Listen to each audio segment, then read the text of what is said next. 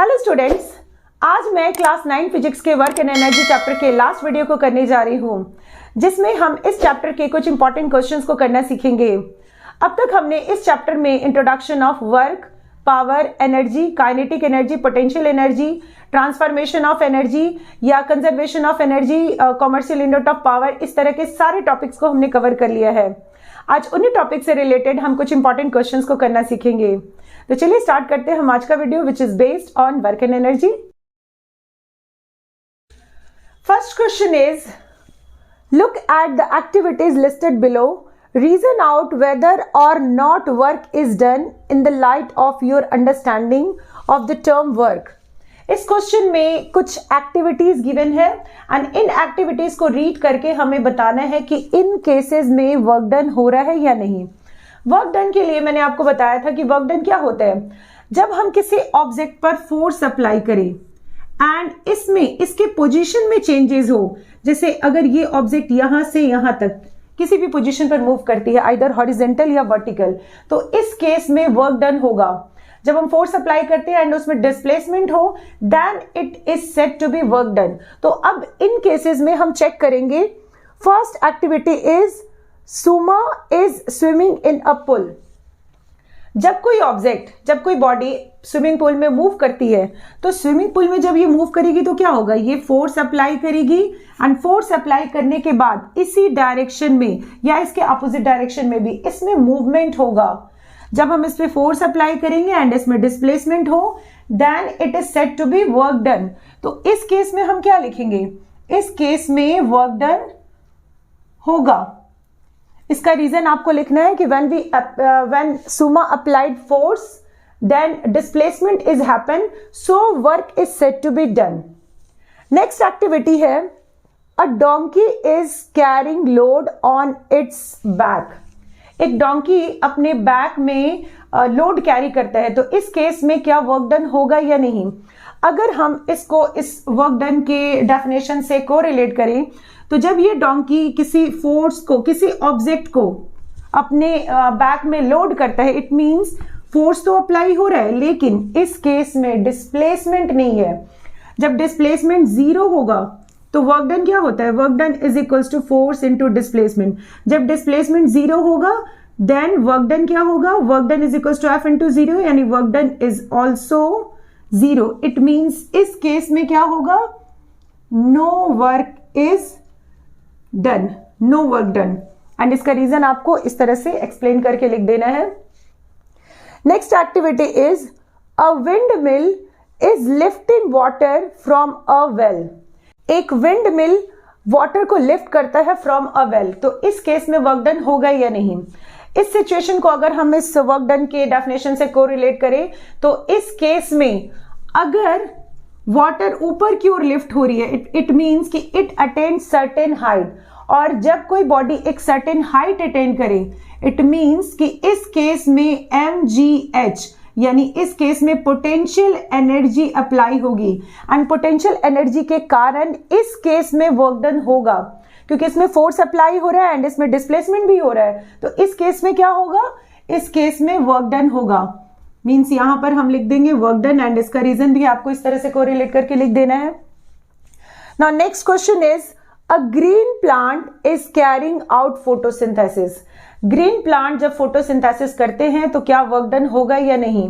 मैंने आपको बताया था कि अगर बॉडी में डिस्प्लेसमेंट हो then it is said to be work done, लेकिन इस केस में, फोटोसिंथेसिस के केस में, ना ही फोर्स अप्लाई हो रहा है ना ही इसमें डिस्प्लेसमेंट हो रहा है। तो जब फोर्स और डिस्प्लेसमेंट दोनों जीरो होगा then work done is also zero, यानी इस केस में भी क्या होगा, no work done.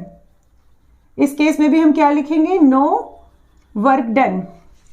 Next activity is, an engine is pulling a train. एक इंजन एक ट्रेन को पुल करती है। अगर इंजन इधर की ओर फोर्स अप्लाई करेगी तो जितने भी इसके डब्बे हैं वो सारे के सारे इसी डायरेक्शन में मूव करेंगे, यानी इस केस में भी डिस्प्लेसमेंट होगा।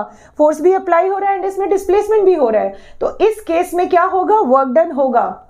तो यहां पर हम क्या लिखेंगे, यहां पर हम लिखेंगे work done. In this case, work is done because when force is applied, then displacement is also happen. So In this case, work is said to be done. Next activity is food grains are getting dried in the sun. अगर किसी food grains को सूरज की रोशनी में सुखाया जाता है तो इस केस में क्या होगा? इस केस में ना ही फोर्स अप्लाई हो रहा है और ना ही डिस्प्लेसमेंट हो रहा है, और जब दोनों जीरो हो तो इस केस में क्या होगा? नो वर्क डन, यानी यहां पर हम क्या लिखेंगे? No work done. Next activity is a sail boat is moving due to wind energy. इसमें मूविंग वर्ड यूज किया गया. मूविंग का मतलब है कि इसमें मोशन है. मोशन होगा means it cover certain distance या डिस्प्लेसमेंट. तो जब डिस्प्लेसमेंट हो, फोर्स अप्लाई हो, सेल बोट फोर्स अप्लाई कर रहा है एंड इसमें मूविंग भी है मीन्स डिस्प्लेसमेंट भी है. तो जब फोर्स और डिस्प्लेसमेंट दोनों हो तो इस केस में क्या होगा? इस केस में वर्क डन होगा. इस तरह से डिफरेंट सिचुएशंस को हम क्लासिफाई कर सकते हैं कि किस केस में वर्क डन होगा या किस केस में वर्क डन नहीं होगा. Next question is an object of mass 10 kg is at a point A on a table. It is moved to a point B. If the line joining A and B is horizontal, what is the work done on the object by the gravitational force? Explain your answer. इस question में ये कह रहा है कि एक object है जिसका मास है 10 kg. सपोज दैट हमने 10 kg ऑब्जेक्ट के मास को लिया एंड इसे हमने A पॉइंट पर, मतलब ये जो पॉइंट है इस पॉइंट को हम A सपोज करेंगे, ऑन अ टेबल, इसे हमें एक टेबल पे रखना है. 10 kg मास के ऑब्जेक्ट को हमें ए पॉइंट पर टेबल के ऊपर रखना है, प्लेस करना है. It is move to a point B. जब हम इस पे फोर्स अप्लाई करेंगे तो ये बी पॉइंट पर मूव करेगा. This position is, suppose this position is B. If the line joining A and B, A और बी को अगर हम ज्वाइन करते हैं, इज हॉरिजेंटल, इन दोनों लाइन को, दोनों पॉइंट्स को जब हम ज्वाइन करेंगे तो एक हॉरिजेंटल लाइन का फॉर्मेशन होगा. What is the work done on the object by the gravitational force? इसमें हमें बताना है कि ग्रेविटेशनल फोर्स के थ्रू इस ऑब्जेक्ट में कितना वर्क डन होगा. जब किसी ऑब्जेक्ट पर ग्रेविटेशनल फोर्स अप्लाई हो, suppose that this is gravitational force and यहां से यहां तक इसका मोशन हो रहा है, मीन्स इसका जो डिस्प्लेसमेंट है वो यहां से यहां तक हुआ. जब किसी ऑब्जेक्ट पे ग्रेविटेशनल फोर्स अप्लाई हो तो इसमें डिस्प्लेसमेंट एंड फोर्स, इन दोनों के बीच में 90 डिग्री एंगल का फॉर्मेशन होगा. एंड जब फोर्स एंड डिस्प्लेसमेंट के बीच में किसी एंगल का फॉर्मेशन होता है मींस ऑब्लिकली, तो इस केस में वर्क डन का फॉर्मूला क्या होता है?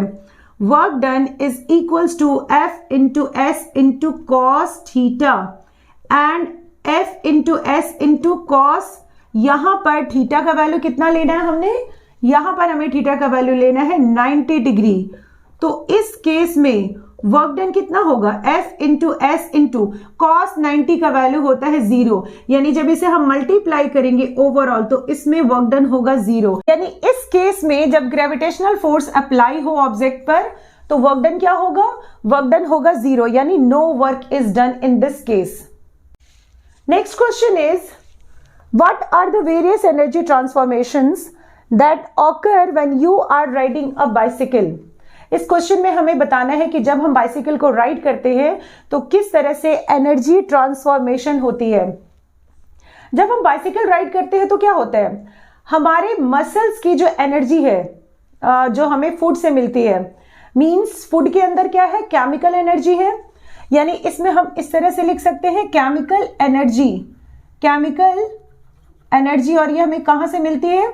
ये हमें मिलती है मसल से. जब हम इस केमिकल एनर्जी के थ्रू, मींस हमारे अंदर जो एनर्जी स्टोर्ड है उस एनर्जी के थ्रू हम क्या करते हैं? हम पैडल को स्टार्ट करते हैं, पैडलिंग करना स्टार्ट करते हैं, और जब हम पैडलिंग करते हैं तो बाइसिकल मूव करती है. यानी जो केमिकल एनर्जी है ये ट्रांसफॉर्म होती है कहां? ये ट्रांसफॉर्म होती है काइनेटिक एनर्जी में. ये चेंज होती है काइनेटिक एनर्जी में, और जब काइनेटिक एनर्जी होगी देन बाइसिकल क्या करेंगे? मूव करेंगे. इट मीन्स कि chemical energy is transform into kinetic energy. आपको इस इंफॉर्मेशन से वर्ड्स फ्रेम करके इस क्वेश्चन का आंसर लिखना है. Next question is, an object of mass 40 kg is raised to a height of 5 meters above the ground. what is its potential energy? If the object is allowed to fall, find its kinetic energy when it is half weighed down. And इस case में हमें small g का value लेना है 10 metre per second square. इस question में mass given है 40 kg and इसे हमें 5 मीटर की हाइट पर रेज करना है एंड इसमें हमें क्या फाइंड करना है, इसकी potential energy. And second case इसमें ये कह रहा है कि if the object is allowed to fall, अगर किसी ऑब्जेक्ट को फॉल करने के लिए अलाउ किया जाए, देन इसकी जो काइनेटिक एनर्जी है it is half way down.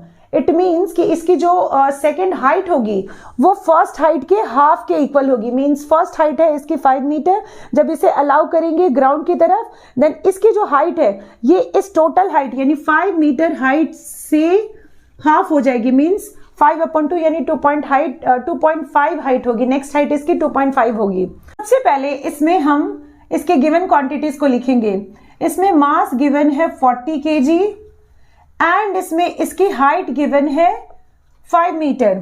इसमें हमें फाइंड करना है पोटेंशियल एनर्जी एंड इस केस में स्मॉल g का वैल्यू हमें लेना है 10 metre per second square. Potential energy का फॉर्मूला क्या होता है?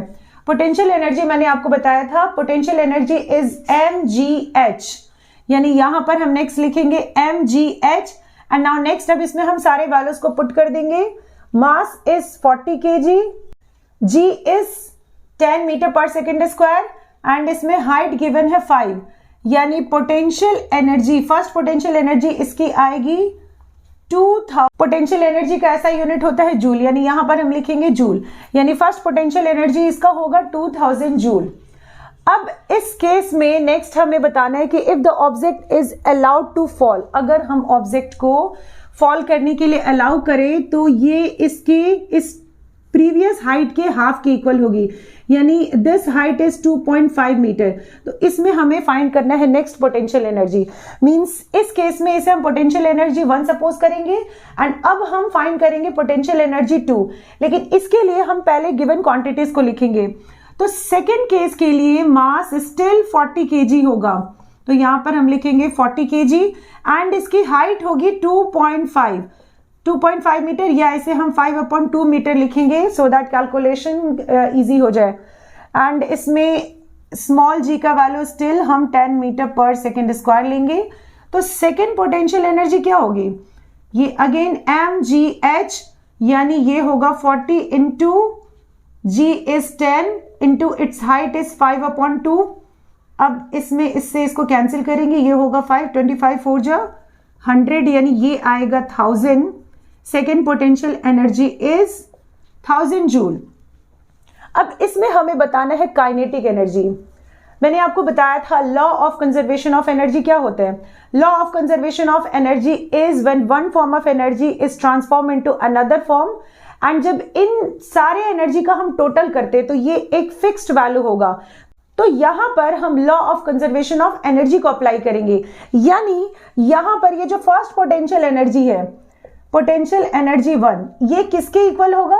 ये होगा पोटेंशियल एनर्जी 2, क्योंकि जब हम इसको फॉल करते हैं तो पोटेंशियल एनर्जी डिक्रीज होगी लेकिन काइनेटिक एनर्जी इसकी इंक्रीज होगी, यानी पोटेंशियल एनर्जी 2 प्लस इसमें हम लिखेंगे इसकी काइनेटिक एनर्जी।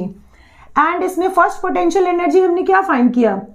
ये होगा 2000 and second potential energy is 1000 plus kinetic energy. It means kinetic energy क्या होगा? 2000 माइनस 1000, इट मीन्स ये आएगा 1000 जूल। तो काइनेटिक एनर्जी इसमें होगा 1000 जूल। आई होप कि आपको वर्क एंड एनर्जी के एक्स्ट्रा क्वेश्चंस का कॉन्सेप्ट अच्छे से क्लियर हो। Thank you.